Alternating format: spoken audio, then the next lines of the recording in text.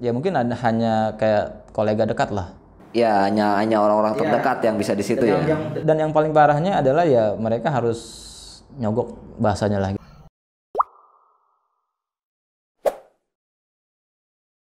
Oke, assalamualaikum warahmatullahi wabarakatuh. Kembali lagi dengan ngobrolin profesi karya podcast Geraha Kreatif. Nah, kita sekarang di hadapan kita telah hadir Kang Suryadi. Kang Suryadi ini adalah sosok warga Pasir Buyut yang sedang naik daun ya, atas angin ya. Oke, selamat datang Kang Suryadi. Baik. Apa kabar, Kang? Baik semuanya. Nah, selama ini lo di mana aja nih? Nggak pernah nongol-nongol Pasir Buyut nih. Sebenarnya sih gue sering pulang. Ya. Jadi sering pulang, sering diskusi sama CEO-nya Geraha Kreatif. Cuma ya tugas utama gue adalah pulang lah, menjemput orang tua, menengok orang tua. Menjemput kemana nih? Menjemput jalan-jalan. Oh, menjemput jalan-jalan. Luar biasa sekali, dermawan sekali Anda ini sama keluarga. Sebagai anak harus berbakti, salah satunya itu ya. Ingat, semua anak harus berbakti. Nah, itu pesannya. Ya. Dia nih bilang semua anak harus berbakti. Ikuti, biar sukses kayak dia. Betul sekali. Nah, Kang, lu kan nih di Jakarta ya, hidup lu sehari-hari di Jakarta. Lu paling sebulan sekali atau seminggu sekali pulang sih? Gua punya jadwal minimal sebulan sekali. Sebulan sekali lu pulang ke sini ya. Nah, lu kan pasti ngelihat situasi lingkungan daerah kita ini kan. Nah, lu ada apa ya? Ada keresahan gak sih ketika lu datang ke sini? Apakah ini perkembangannya bagus atau buru-buru? Sebenarnya sih perkembangan dari industri ya luar biasa di sini. Luar biasa pesat ya. Luar biasa. Cuma gua beberapa hal ya gua lihat ya setelah gua sering pulang ya, melihat dulu dan sekarang itu ada beberapa berubah total Ya. Dalam hal ya tadi industri tadi ya. Industri ya, artinya dampak luar biasa, terutama gue sebagai warga asli putra daerah Pasir Buyut ya banyak dampaknya gitu loh. Artinya dari apalagi mepet-mepet ke mau ke rumah. Betul. Sekarang posisinya adalah pembatas dengan industri ya. Oh, jadi luar biasa gue dampak. Betul. Jadi dampaknya luar biasa dan gue merasakan ya mungkin gue hanya sebulan sekali di sini. Dan ya mungkin untuk warga di sini itu wah, menurut gue dari sisi kesehatan, dari sisi udara, ya dari sisi lingkungan itu udah nggak cocok, menurut gue enak lah gitu. Jadi gue merasakan dulu dan sekarang gitu. Dulu masih sehat, masih dibilang hijau, masih luar biasa enak lah. Tapi sekarang dengan banyaknya industri, ya mungkin ada beberapa pihak yang diuntungkan, ada beberapa pihak yang tidak diuntungkan. Ya. Nah, salah satunya adalah gue sebagai putra daerah dari sisi warga itu ya tidak diuntungkan, ya karena gue tidak mendapatkan benefit yang setimpal dengan pembangunan industri gitu. Terus yang kedua, yang gue lihat ya, karena gue melihat beberapa contoh misalkan ada beberapa teman-teman yang dulu main lah, teman tetangga semuanya itu harusnya kan, jadi dengan adanya industri harusnya peluang untuk pekerja itu lebih banyak. Tapi kan memang sebagian juga ada yang kerja di sini. Iya betul. Tapi ya faktanya ya nggak semuanya. Ya. Jadi yang gue lihat itu sebenarnya ada beberapa ya mungkin hanya kayak kolega dekat lah. Ya hanya orang-orang terdekat yang bisa di situ ya. Dan yang paling parahnya adalah ya mereka harus nyogok bahasanya lagi. Betul. Nah itu lagi rame juga sih kan. Emang itu menurut gua aneh gitu loh. Sedangkan harusnya kan ya mungkin itu nanti jadi masukan kepada yang bersangkutan lah ya. Apalagi gue juga dengar gini Kang, katanya apalagi momen pandemi ini jadi malah jadi momen buat mereka yang suka mainin itu ya, suruh kerja sebulan 2 bulan dikeluarkan lagi dengan alasan dicutikan dulu, padahal tidak dimasukkan lagi. Dan mereka masuknya itu harus bayar juga Kang. Nah menurut tuh gimana tanggapan lu tuh kalau begitu? Nah itu maksud gua itu sebenarnya harus dihilangkan lah dengan kebiasaan model seperti itu sebenarnya. Ini Indonesia bos. Iya, tapi bayangkan aja kalau misalkan katakanlah dengan gaji 3 juta tapi nyogoknya 8 juta 7 juta gitu. Iya, sedangkan dia kerja 3 bulan gitu. Ya, dan gue yakin perusahaan itu nggak ada yang tahu, itu hanya oknumnya aja yang diuntungkan sebenarnya. Tapi kalau perusahaan gue yakin nggak ada. Jadi perusahaan melihat kalau emang dia siap kerja, mau kerja ya dengan aturannya di perusahaan ya oke aja, nggak ada masalah. Nah, lu sendiri sekarang ada usaha secara pribadi atau tidak di Jakarta atau di mana lagi? Gua ada, hanya sebatas jasa aja. Tapi klien lu apakah hanya orang Jakarta atau di Banten nggak ada? Kebanyakan dari luar. Di Luar Jakarta. Di Banten nggak ada? Di Banten nggak ada. Lu orang Banten tapi nggak guna di Banten. Jadi guna di Banten atau gimana maksudnya nih? Yang di Banten sih gitu. Iya mungkin itu jalurnya di sana. Oh ya. Rezeki lu di sana. Gitu. Oke Kang, lu kan tadi kembali lagi kita bicara soal daerah kita ya, daerah kita di Jawilan nih. Lu juga kan sedikit melihat potensi Jawilan sebelum banyak banget kan. Tadi lu bilang bahwa SDM kita seperti seolah-olah tidak dibutuhkan banyak oleh perusahaannya. Betul. Nah buat lu sendiri, apakah memang betul kondisinya demikian, atau memang sebetulnya orang Jawilan sendiri memang diabaikan orang-orang yang memang punya potensi gitu? Jadi apa ya? Jadi gue bilang tadi, jadi ya mungkin itu di level atas, artinya di level yang bersangkutan ya.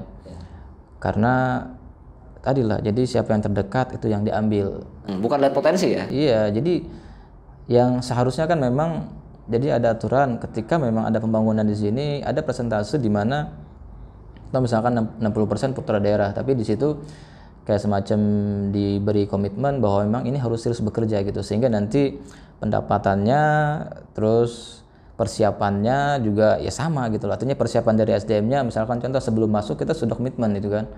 Tapi dari sisi salary juga oke, cukup gitu kan. Artinya ya itu pas ya, perusahaan dapat dan SDM juga dapat. Contohnya kan kalau lu misalkan lu kan lagi ngumpulin biaya buat apa gitu kan, ngerti gua terserah lu itu ya. Nah lu kan lagi, kalau misalnya lu punya modal, punya biaya, kemudian ada yang majukan investasi buat lu jadi investor perusahaan itu, terutama di sini dengan kondisi yang seperti lu, mau nggak kira-kira? Ada yang minta, kan nih investor gua, lu investornya ke perusahaan gua gitu di sini tapinya. Dengan kondisi yang sekarang, mau nggak lu invest? Dengan keuntungan yang besar. Ya tadi, kalau misalkan gue mau dikasih kesempatan tadi dengan persentase oke, tapi aturannya harus putra daerah dengan edukasi, dengan kebutuhan, ya mungkin gue sih nggak masalah. Kalau misalkan gue ada, walaupun secara polusi, walaupun secara polusi mencemari. Ya tadi, jadi dari awal kan kita sudah menyampaikan kepada yang bersangkutan, artinya lingkungan setempat ya.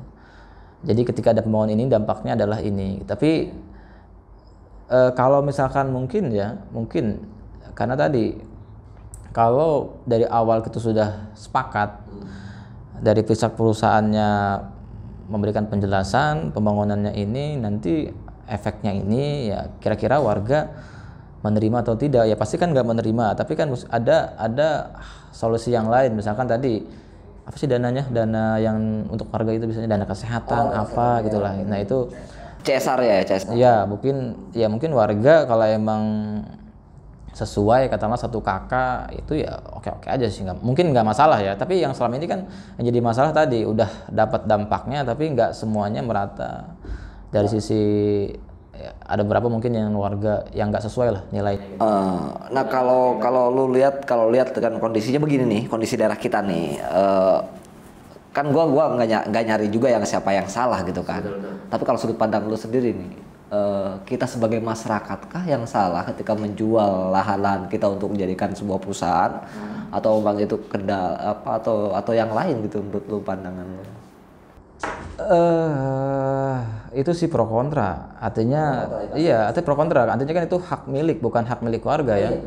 Artinya ya kita juga nggak bisa mencegah ataupun menjas itu salah gitu ya. Menjas itu, oh ini katakanlah contoh ya, ini jual atau tidak gitu kan, itu kan ke pribadi masing-masing dengan kebutuhan masing-masing, ya beda-beda jalurnya. Cuma ya tadi. Tapi memang PR juga kan. Tapi tadi gua rasa ya memang ada oknum, ya katakanlah calon tanah. Iya.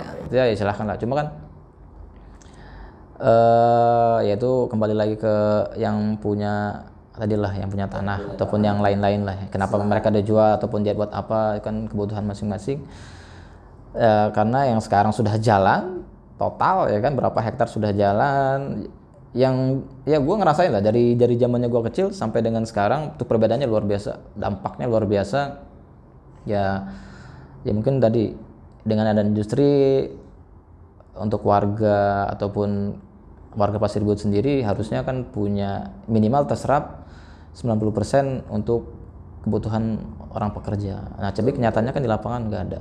Bahkan yang di sini kerjanya di mana ya kan, padahal di belakang rumah itu luar biasa banyak gitu. Jadi gini soalnya gini ya, perusahaan ada di kita tapi tiba-tiba kita ini kerja di mana? Kayak termasuk lu gitu kan.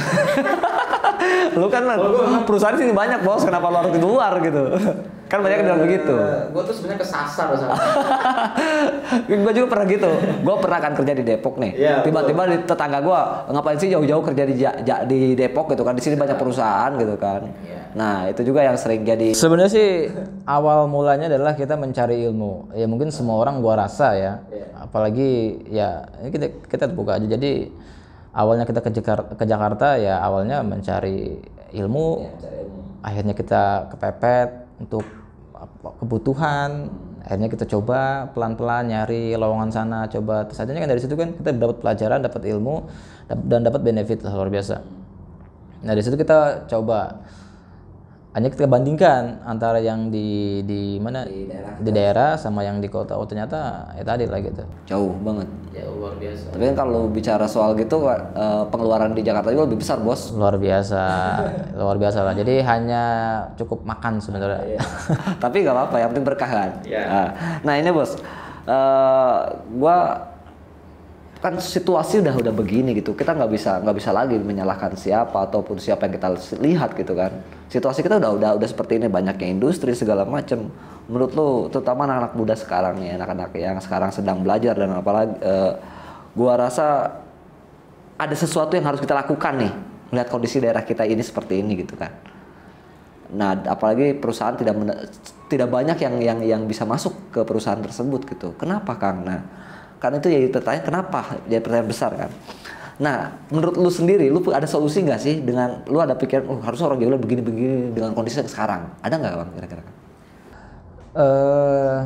Ya mungkin next generasi muda ataupun selanjutnya ya, generasi muda ini jadi masukan sebenarnya. Mungkin nanti mungkin kita di teman-teman di sini menjadi apa ya, kayak semacam buat komunitas untuk fokus di lowongan pekerjaan. Artinya kita mempersiapkan tadi lah, salah satunya adalah SDM. SDM ini kan bukan hanya fisik. Iya. Jadi yang gue harapkan salah satunya kan dengan di sini ada pelatihan komputer. Nah itu gue harap nanti 2 tahun kemudian ataupun tahun kemudian di sini fokusnya adalah bukan bagaimana cari kerja aja, tapi bagaimana cari kerja, membuat pekerjaan dan cari kerja pun yang sesuai dengan kemampuan, dan harusnya kemampuannya tadi dari awal kita siapkan. Jadi bukan hanya fisik.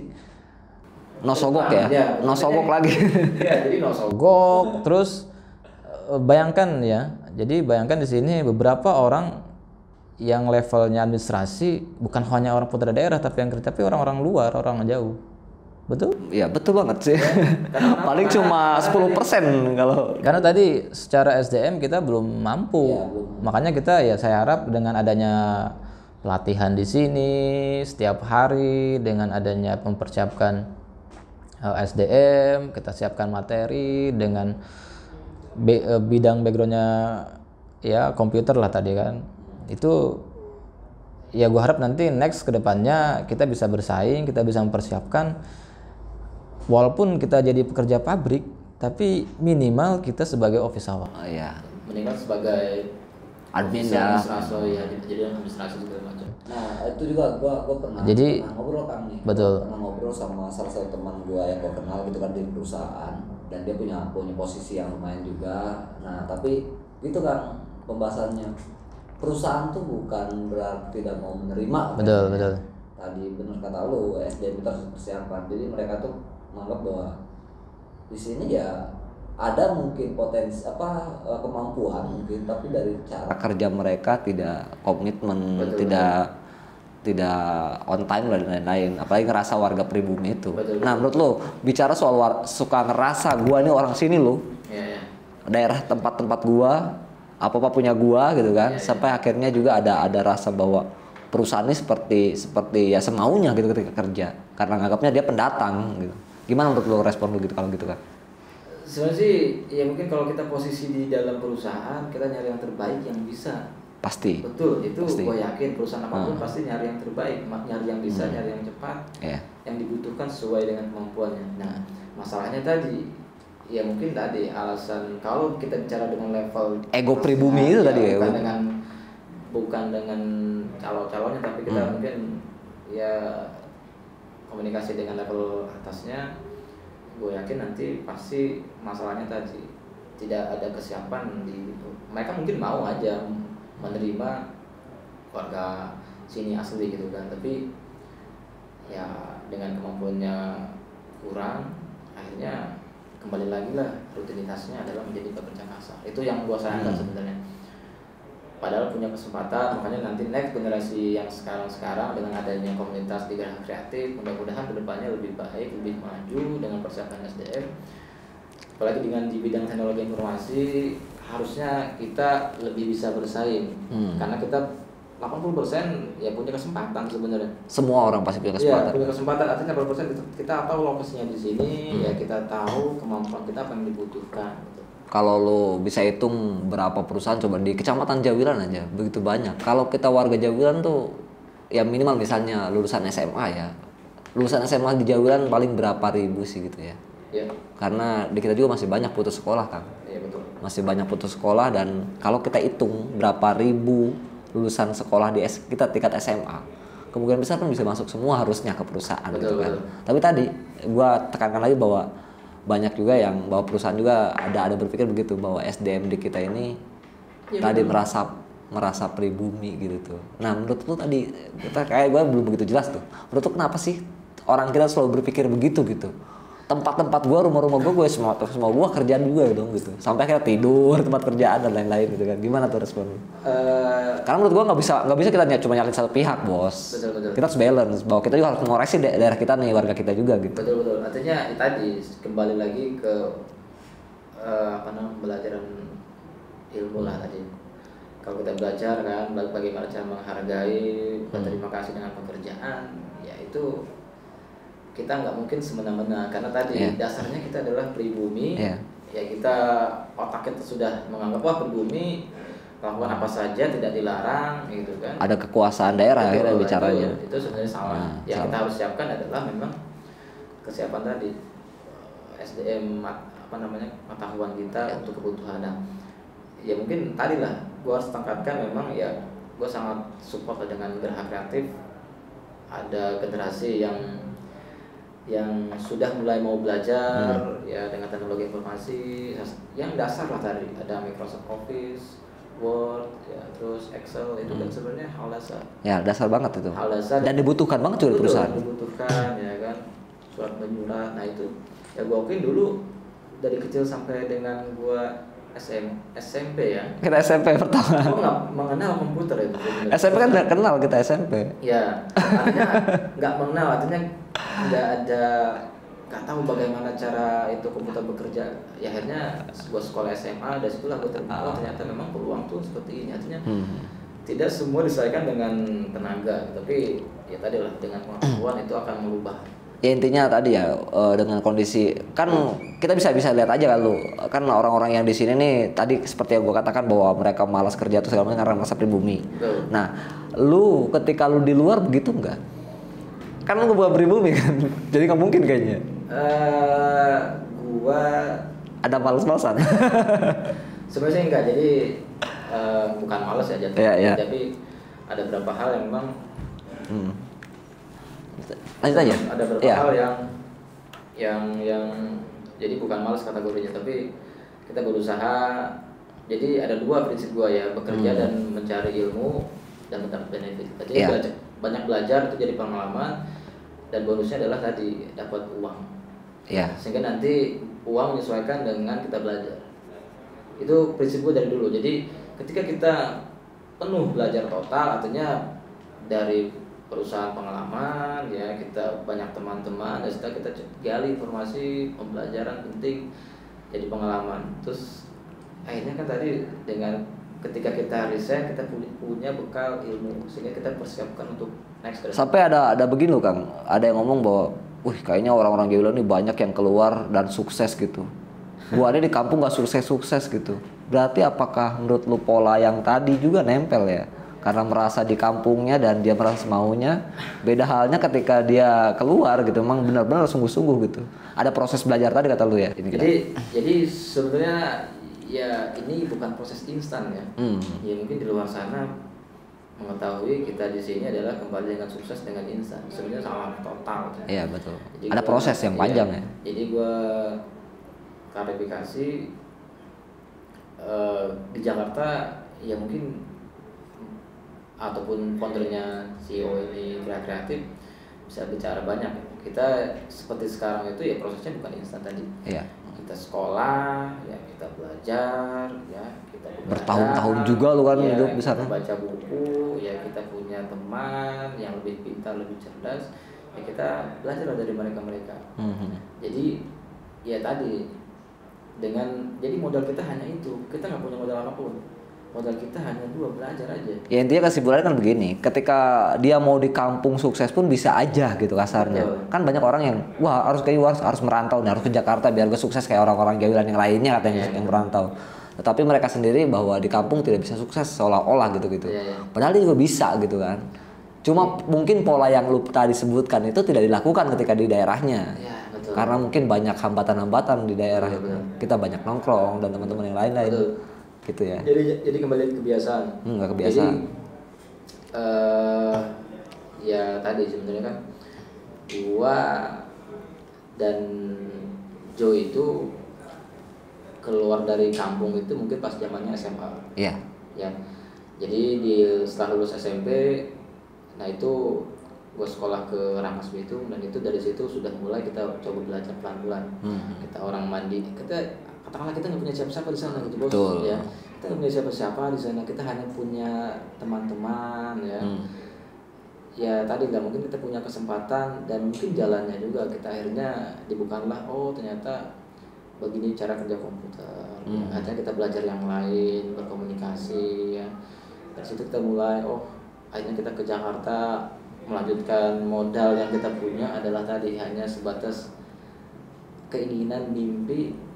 Ya mungkin dengan begini kita bisa merubah, ya minimal merubah diri gua sendiri gitu kan. Artinya jangan sampai nanti ketika gua lulus SMA ya sama dengan yang lain. Gitu. Dan situ gua hanya punya mimpi itu sebenarnya. Dari situlah mudah-mudahan dan walaupun gua nggak tahu caranya gimana gitu kan, gua nggak tahu mulai dari mana dan gua juga bukan siapa-siapa dan gua nggak punya contoh figur yang gua kenal yang bisa ngajak gua gitu. Nah kalau ngomong soal contoh figur, lu ketika Jakarta apakah ada orang yang berpengaruh terhadap diri lu ketika lu sampai sekarang nih, ada nggak orang yang berpengaruh? Jadi kayak tadi sebenarnya ada mimpi keinginan tadi. Jadi kalau dibilang figurnya diri lu sendiri gitu. Ya artinya gue melihat gitu loh. Jadi contoh ya, ini mungkin jadi meyakinkan. Jadi kita boleh lah punya mimpi walaupun kita belum tahu caranya. Ya kita yakinkan diri kita bahwa kita mampu. Itu kunci gue dulu. Sederhana sebenarnya. Jadi membayangkan. Jadi ada satu jadi dalam contoh sederhana nih. Jadi sukses itu sebenarnya milik bersama. Bukan milik orang tertentu tapi milik bersama. Siapapun yang mau, yang serius, yang bekerja keras, gue yakin akan berhasil. Tanpa terkecuali ya siapapun. Siapapun. Ya bayangkan ya. Jadi contoh ya. Ini menurut versi gue. Kalau Tuhan menciptakan ya dengan yang contoh ya, yang kaya raya hanya S3 kan nggak mungkin. Iya. Lulusan SD pun banyak yang sukses. Betul. Bos. Iya, artinya kan ini hak bersama bukan milik yang S3 aja. Siapapun yang serius, yang niat, gue yakin yang belajar ya sukses kan beda-beda ya. Beda-beda lah gitu. Itu juga yang sering dicandangkan oleh Deddy Corbuzier dalam siarannya kan. Pendidikan tuh penting gak gitu jadinya.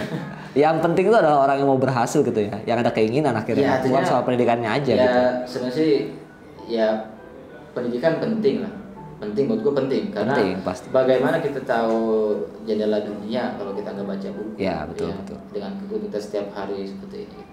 Oke Kang, terakhir nih Kang ya. Lu sebagai warga sini nih, warga daerah nih yang ada di luar daerah, lu punya pesan nggak buat kita semua yang ada di sini, buat Gerak Kreatif, buat generasi muda, dan buat daerah kita semuanya lah? Ada pesan nggak apa yang bisa lu sampaikan buat kami semua? Pesan gua untuk Geraha Kreatif ya, mudah-mudahan ini tetap berjalan berlanjut. Kita siapkan, pesan gua nanti untuk Geraha Kreatif adalah kita masuk ke industri, fokus ke industri. Kita siapkan untuk 5 tahun ke depan, untuk 2 tahun ke depan kita siapkan untuk SDM dengan anak-anak sekolah SMA umum ya, semuanya kita siapkan. Ya mudah-mudahan nanti kita siapkan. Jadi kita cari informasi apa sih yang dibutuhkan di perusahaan. Itu buat memenuhi kebutuhan mereka gitu ya. Itu ya mungkin ini kita akan coba buat terobosan baru. Kita masuk, kita siapkan SDM, coba kita masuk ke industri, dan di situ kita coba gali informasi apa sih yang dibutuhkan tadi.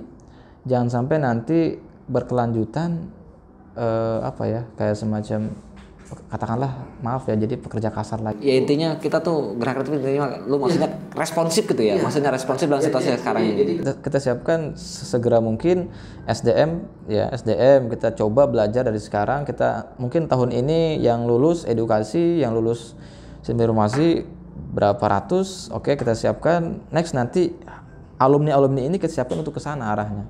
Nah sekarang pesan buat anak-anak yang ikut belajar juga apa kira-kira? Ke merekanya sekarang ya, ke Gerak Kreatif ya. Buat Gerak Kreatif buat anak-anak gimana nih? Anak-anak jadi tetap harus semangat, harus yakin, harus punya mimpi. Karena yang paling penting adalah mimpi tadi. Kalau nggak punya mimpi, orang mau serius apa gitu, ya. Jadi penting menurut gue itu mimpi yang, jadi tahapannya adalah kita punya mimpi ya. Terus yang kedua, jadi yang bisa menolong adalah diri kita sendiri, ya. Itu penting sebenarnya. Jadi kita hanya punya mimpi, kita serius, ya tadi. Kita belum tahu caranya, ya mungkin dengan adanya Gerak Kreatif yang ada sekarang komunitas itu menjadi jalan utama. Ya, menjadi stimulus buat. Betul. Artinya jalan utama kita akan bergerak ke sana. Jadi pesannya, jadi kita harus ajarkan mereka adalah bekerja dengan tadi lah. Jangan sampai nanti menganggap setelah selesai SMA kerja di pabrik jadi yang biasa. Itu kita hilangkan. Kita fokus. Jadi kita kasih kayak gambaran. Nanti kalau setelah lulus SMA, ya kalian harus di sini levelnya gitu loh. Ya. Iya. Jadi, dengan adanya Kreatif yang fokusnya di bidang teknologi informasi, saya harapkan itu bisa menjadi motor lah ya, bisa jadi motor buat teman-teman semua. Oke, itu saja Kang. Luar biasa kita ngobrol dengan Kang Suryadi ini. Kang Suryadi adalah, sudah saya katakan tadi, bahwa warga Pasir Buyut yang sudah merantau di luar, dan kata Kang Suryadi juga bukan orang yang merantau saja yang bisa sukses ya Kang ya. Yang bisa sukses semuanya, termasuk orang-orang kita yang di sini. Yang penting ada kemauan, rajin membaca dan lain-lain ya Kang ya. Terutama membuat relasi dengan teman-teman. betul. Membuat relasi. Oke Kang, terima kasih. Assalamualaikum warahmatullahi wabarakatuh. Waalaikumsalam warahmatullahi wabarakatuh.